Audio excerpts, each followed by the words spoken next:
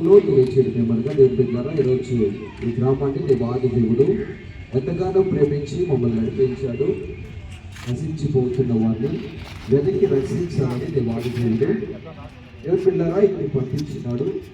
దేవాది దేవుడు మన కోసము ప్రాణం పెట్టిన దేవుడు, మన కోసము నిరీక్షణ కలిగి జీవిస్తున్న దేవుడు మన కోసము ఉన్నాడు అని మనము గ్రహించాలి. దేవుని బిడ్డలారా, ఏ కులానికో ఏ మతానికో కాదు, యేసుక్రీస్తు ప్రభువారు నిజ దేవుడు, లోక రక్షకుడు.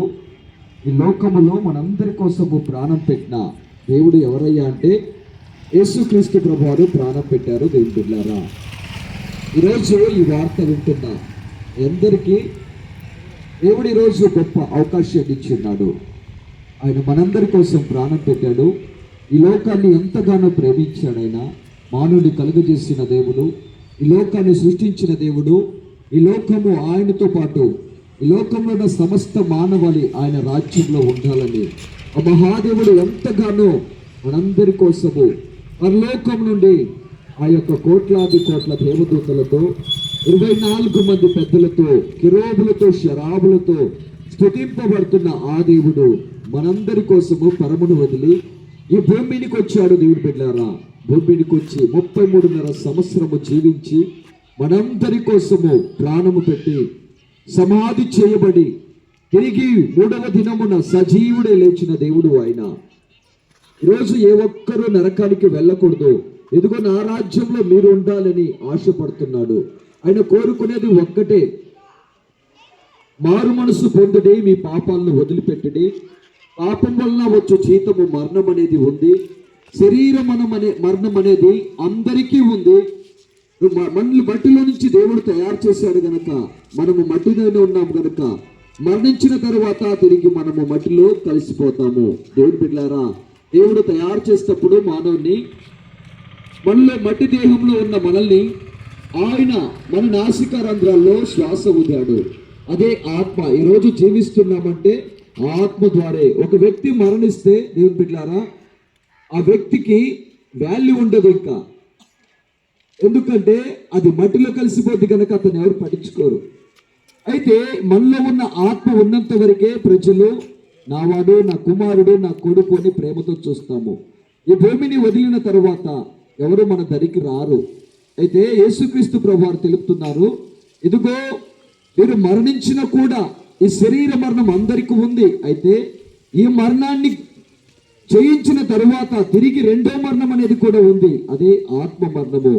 ఆ మరణం నుంచి మీరు విడిపించబడాలి అంటే దేవుని బిడ్డలారా, యేసుక్రీస్తు ప్రభువారు ఈ లోకంలోకి 2024 సంవత్సరాల క్రితము ఈ భూమికి వచ్చాడు. మనందరి కోసము ప్రాణము పెట్టాడు. మనందరి కోసము ఆయన సిలువ మ్రాను పైన ఆఖరి రక్త బొట్టు వరకు చిందించాడు.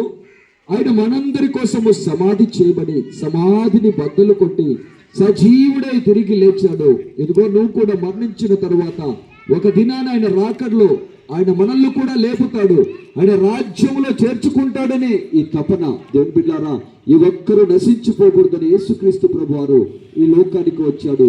ఈరోజు కూడా ఈ శుభవార్త ఎందుకయ్యా అంటే ఎవరు నశించిపోకూడదు. ఎందరో మన పితరులు మరణాన్ని పొందుకొని నరకానికి వెళ్ళిపోయిన వారు ఉన్నారు. ఎందుకంటే ఈ శుభవార్త తెలియకని అందరూ నశించిపోయారు. దేవుని బిడ్డలారా, ఈరోజు మన గ్రామానికి పంపించాడు దేవుడు. ఈ గ్రామాన్ని ఎంతగానో ప్రేమిస్తున్నాడు. మీరు నశించిపోకూడదు, మీరు నరకానికి వెళ్ళకూడదు అని దేవుడు ఎంతగానో తపంతో ఈరోజు ఈ దీన బిడ్డల మీద మమ్మల్ని పంపించాడు. దేవుని బిడ్డలారా, ఈ వార్త విన్న మీరు నిజమైన దేవుడు యేసుక్రీస్తుని నమ్మి ఆయన ఎంత రక్షణ పొందుకొని జీవించినట్లయితే మరణం వచ్చినా భయపడక్కర్లేదు. తిరిగి ఆయన రాజ్యంలో సజీవ లెక్కలో లేపుతాడు మనల్ని. మధ్యాకాశంలో మేఘారుడై వస్తాడు. ఆయన 2వ రాకడ అది త్వరగా ఉన్నది. ఆ రాకడ నిమిత్తమై అందరూ సిద్ధముగా ఉండాలని దేవాది దేవుడి దినాన్ని ఇక్కడికి పంపించాడు.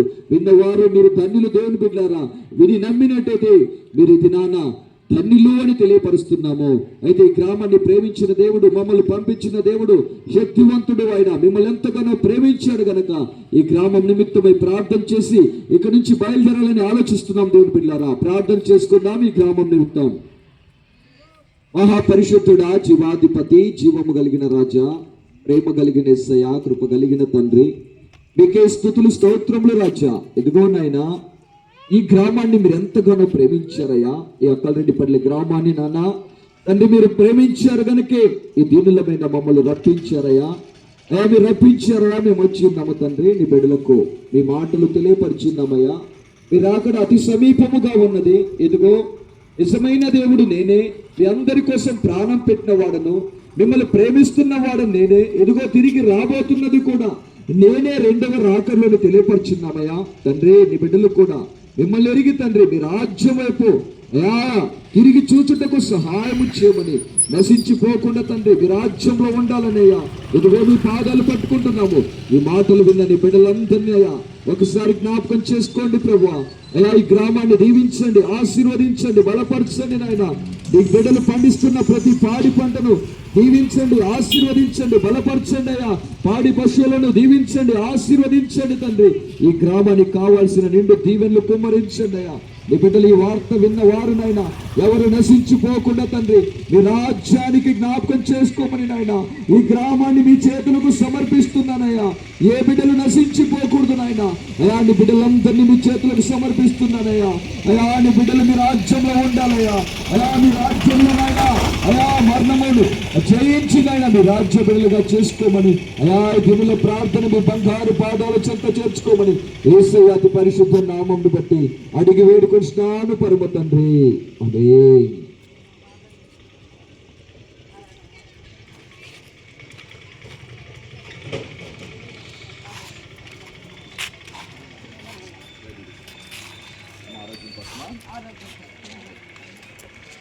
మహాపరిశుద్ధుడా, జీవాధిపతి, జీవం కలిగిన రాజా, ప్రేమ కలిగిన యేసయ్యా, కృప కలిగిన తండ్రి, మీకే స్తుతులు స్తోత్రములు రాజా. ఇదిగోనైనా ఈ దినాన ప్రత్యేకించినైనా ఈ గ్రామంలోకి రాగానే ఆయన ఎందుకు పంపించాము ఇక్కడ అర్థమైంది నాన్న. ఇదిగో అమ్మగారు ఎంతగానో నాయన ప్రయాసపడుతూ మీరు నిజ దేవుడని ఎరిగి తండ్రి ప్రార్థన చేయమని నాయన ఇక్కడికి వచ్చిన్నదయ్యా, రోధిస్తున్నదయ్యా. నీ బిడ్డను జ్ఞాపకం చేసుకో ప్రభువా, నీ రాజ్యంలో జ్ఞాపకం చేసుకో ప్రభువా. అయా నీ బిడ్డను జ్ఞాపకం చేసుకో నాయన. ఇప్పుడే తాకండి నాయన. అయా నా ఆరోగ్యముతో నాయన అయా బాధపడుతుందో స్వస్థపరచండి అయ్యా. అయా మీ గాయపడిన హస్తంలో స్వస్థత ఉందని తెలియపరిచినారు ప్రభా. నీ బిడ్డను తాకు నాయన, ఇప్పుడే స్వస్థపరచునైనా. మా కుటుంబాన్ని దీవించండి, ఆశీర్వదించండి, బలపరచండి అయ్యా. అయా నీ బిడ్డ ఎంతగానో బాధల్లో శ్రమలు ఉందయ్యా. ఇందు నిమిత్తమే నువ్వు పంపించావు ఎరుగున్నాము తండ్రి. అయా నీ బిడ్డను నిదాసురాలి జ్ఞాపకం చేసుకోండి నాయన. ఆమె కుటుంబాన్ని దీవించండి, ఆశీర్వదించండి, బలపరచండి నాయన.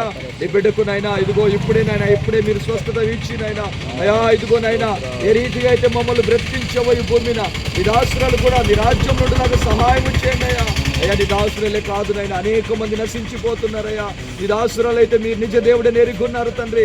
అయా అనేక మంది నశించిపోతున్నారయ్యా. వారు కూడా తెలుసుకొని నీ దాసురాలుగా జీవించే కృప భాగ్యాన్ని సహాయం చేయమని యేసయ్య అతి పరిశుద్ధ నామమును బట్టి అడిగి వేడుకొంచున్నాను పరమ తండ్రి.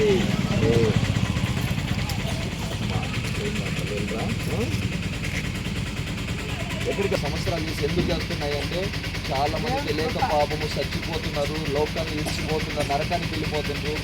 అందరూ ఆయన రాజ్యంలో ఆయన కూడా బతకడం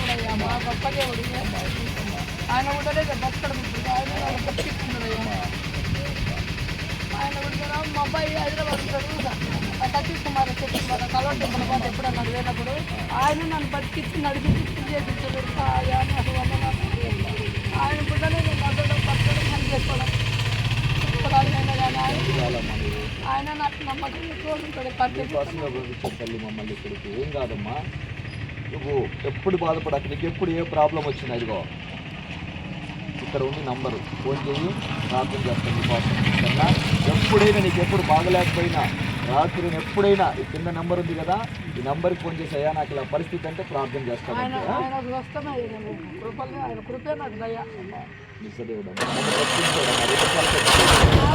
రెండు సార్లు మా నేను చచ్చిపోయింది, ఒకసారి 2 సార్లు చనిపోయి దగ్గరికి వెళ్ళి నీకు చూస్తాను.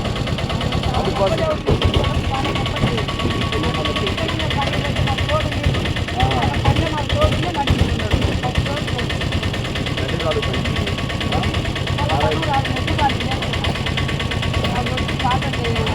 పక్కన ఏం కాదు నీకు.